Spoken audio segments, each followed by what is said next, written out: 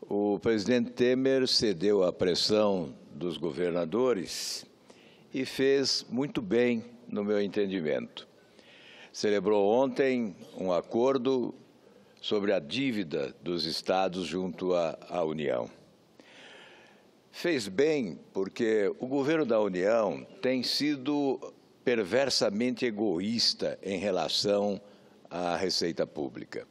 A concentração dos recursos públicos nos cofres da União transforma-se em verdadeiro drama para os estados e municípios brasileiros. Um drama que vem de forma crescente se tornando insuportável a partir da Constituição de 88, quando encargos foram repassados aos estados e municípios sem a contrapartida dos recursos que pudesse atender às novas demandas.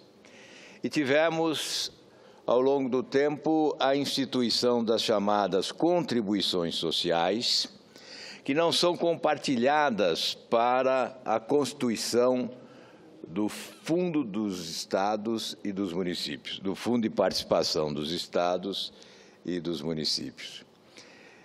E essa contribuição corresponde a cerca de 56%, se não me falha a memória, do total da receita pública no país, integralmente depositada nos cofres da União.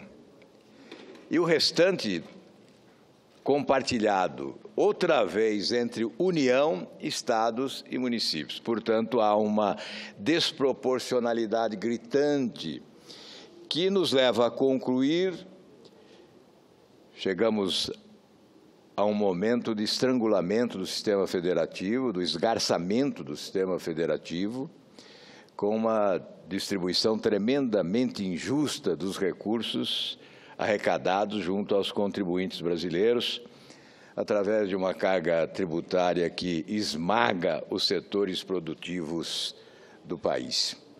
O governo arrecada cada vez mais, aplica pessimamente os recursos sem a competência para estabelecer prioridades que levem em conta a relação custo e benefício dos investimentos que realiza. E, sobretudo, com a concentração dos recursos, os estados e municípios ficam sobrecarregados.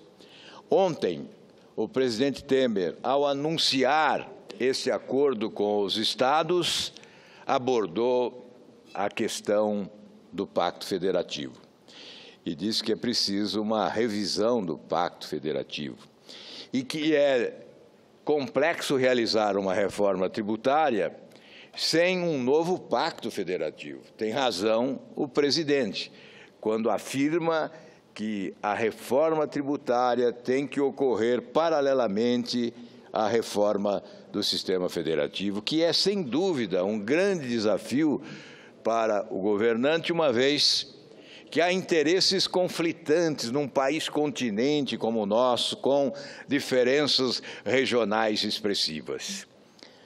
Não há como se alcançar consenso. Muitas vezes nós ouvimos a afirmação de que a reforma ocorrerá se houver consenso.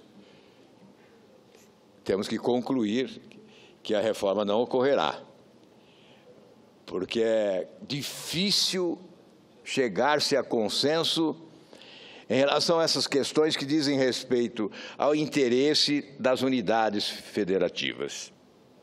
O governo da União, além do seu perverso egoísmo, é imediatista.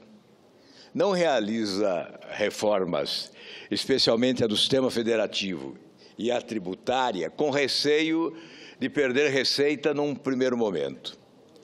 É possível que, num primeiro momento, a União perca receita se realizar uma reforma de profundidade, especialmente porque, ao reformar, terá que reduzir a carga tributária que impede o crescimento econômico do país ou que contém o processo de crescimento econômico do país, fazendo com que o Brasil cresça em níveis a percentuais de crescimento inferiores às suas extraordinárias potencialidades.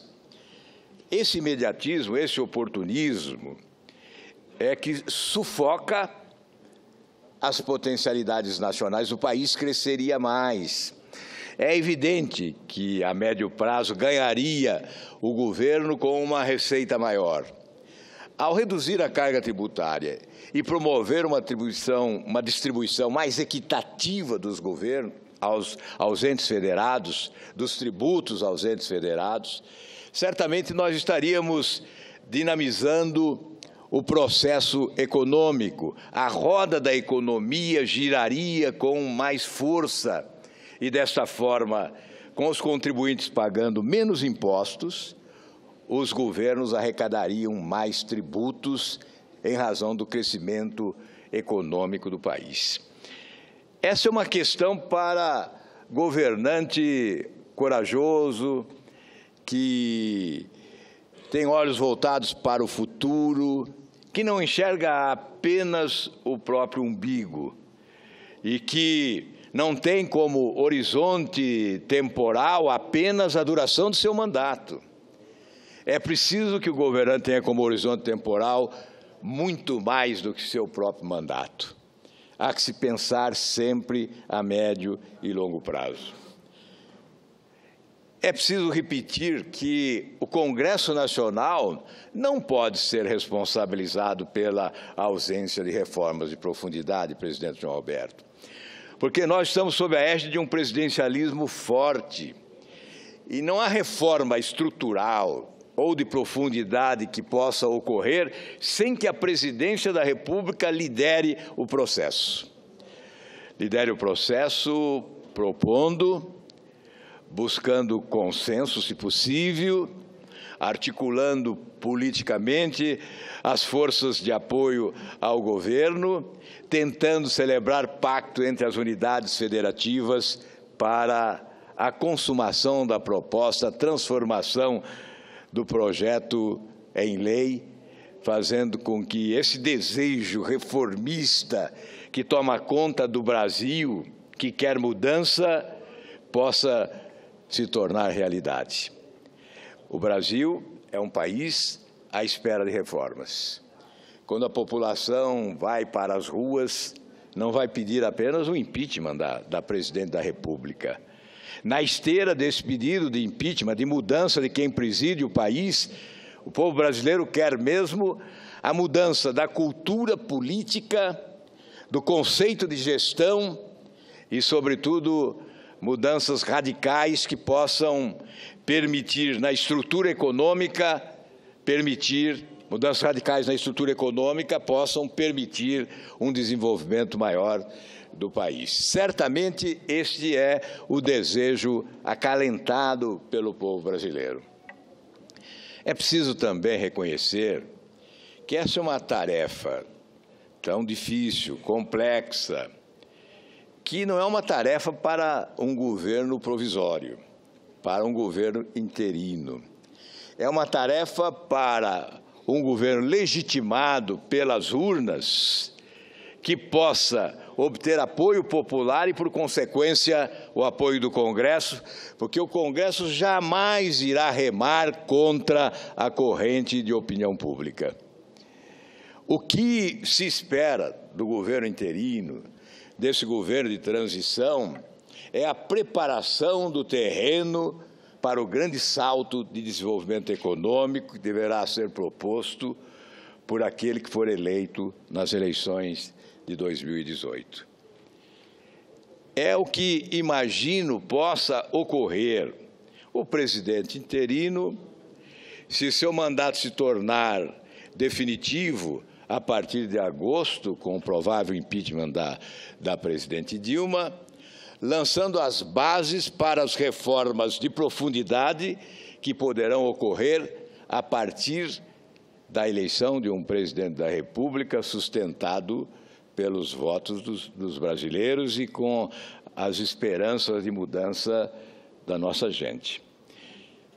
Esperamos que o presidente Temer possa fazer esta preparação, possa lançar os alicerces básicos para essa construção, a fim de que a tarefa do próximo presidente João Alberto seja facilitada. O lançamento da semente haverá de germinar, sem dúvida.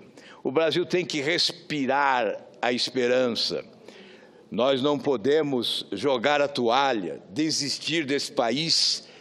Temos que imaginar a possibilidade da construção de uma grande nação com solidariedade, com justiça e na democracia. Muito obrigado, senhor presidente.